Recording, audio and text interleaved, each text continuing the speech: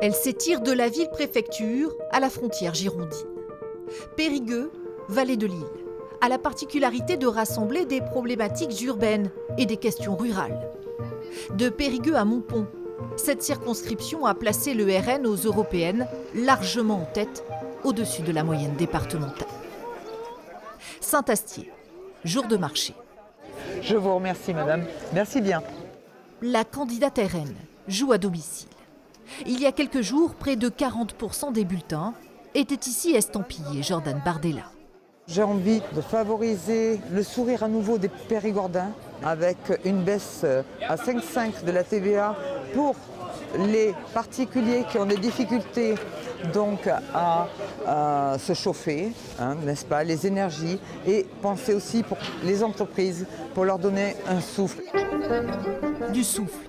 La députée sortante LFI en a eu besoin pour se lancer dans cette campagne.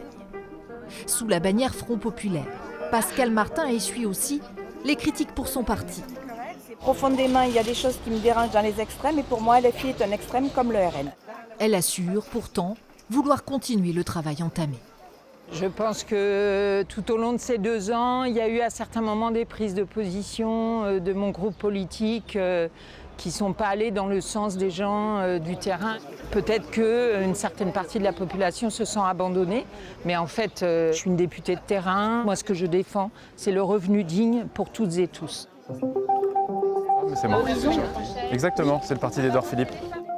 Dans cette campagne, où la dissolution a laissé des traces, comment alors exister en tant que majorité présidentielle?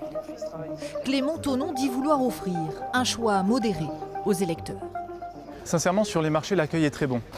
Je vois les Périgourdins qui sont inquiets de la situation. C'est notre devoir de créer une nouvelle majorité avec de nouvelles personnes, des électeurs de la gauche modérée qui ne se retrouvent pas dans la France insoumise, des électeurs de la droite modérée qui ne se retrouvent pas dans le projet d'Éric Ciotti, et de construire un nouveau projet, un nouveau programme et un nouvel élan pour notre pays. C'est peu ou prou l'ambition du candidat des Républicains. Béranger de Port-Namur a pourtant refusé la main tendue du candidat de la majorité présidentielle.